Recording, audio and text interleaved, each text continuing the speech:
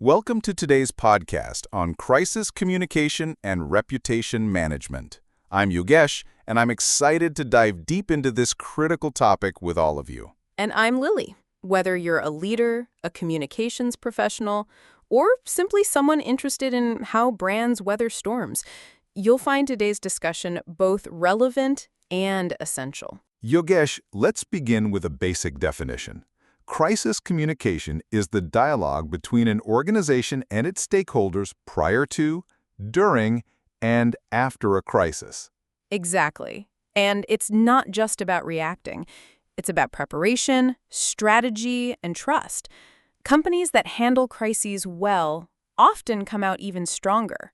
It's amazing how much a timely and transparent message can shift the narrative. Just look at how Johnson & Johnson handled the Tylenol crisis. It's a textbook case of responsible, human-centered crisis communication. I love that example. It shows empathy, action, and transparency in motion. We'll unpack that and more in this session. But first, let's talk about the types of crises organizations face. There are several: financial scandals, product recalls, data breaches, executive misconduct, natural disasters.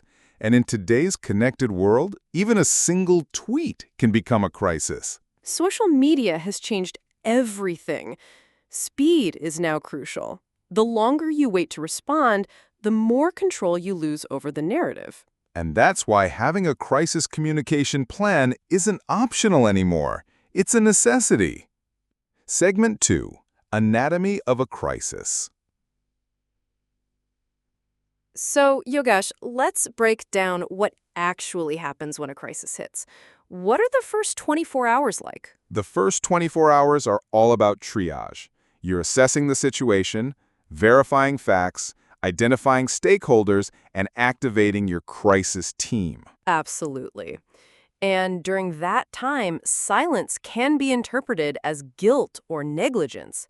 That's where pre-approved holding statements can really help.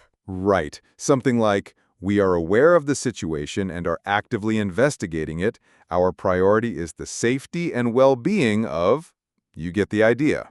Exactly. It buys you time while signaling that you care. And then comes the deeper dive.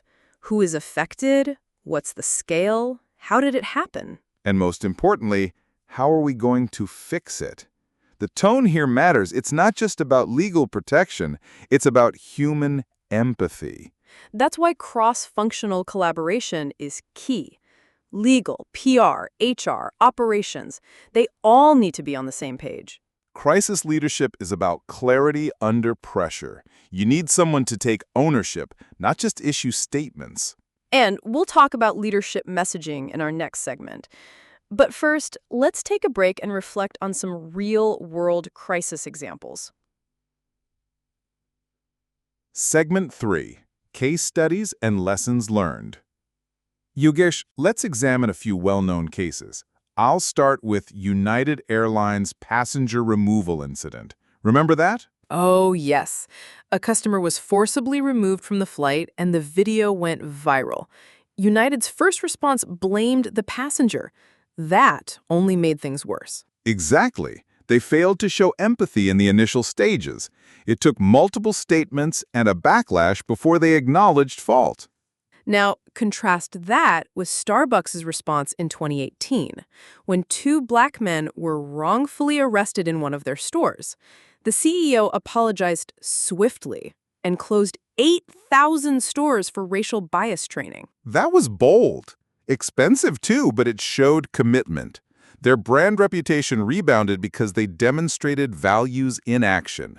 Another good example is KFC in the UK when they ran out of chicken. They made a humorous, self-deprecating apology. FCK, we're sorry. Brilliant.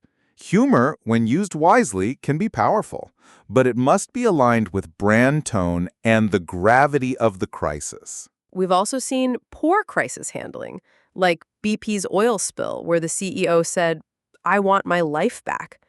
That line alienated millions. It shows that words matter. One poorly chosen sentence can define the entire crisis narrative. Segment 4. The role of leadership in crisis. So, Yogesh, let's shift to leadership during a crisis. What should a CEO or founder be doing?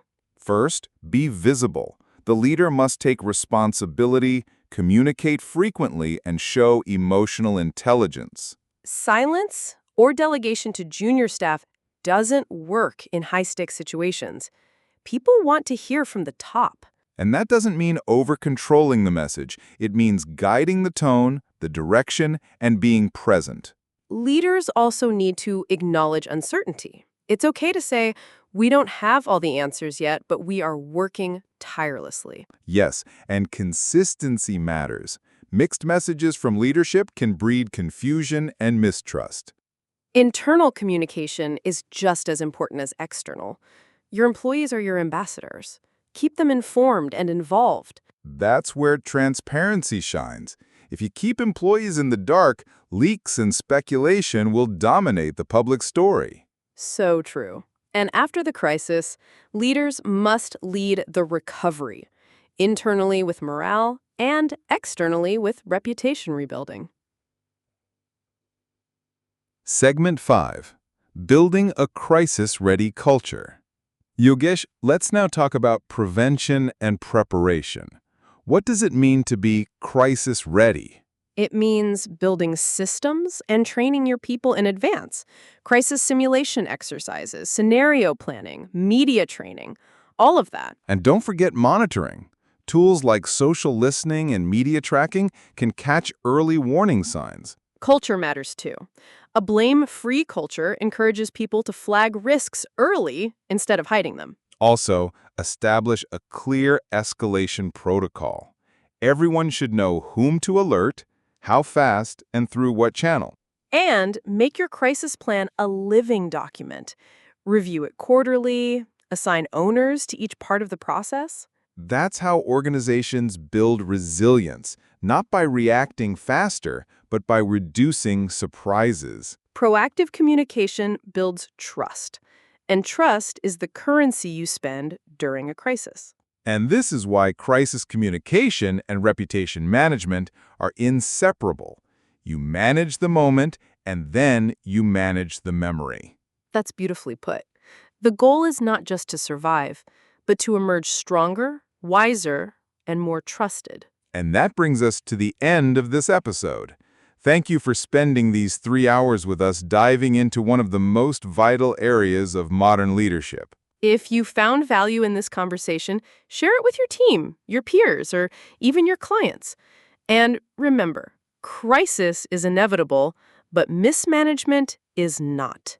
Until next time, stay prepared, stay calm, and stay connected.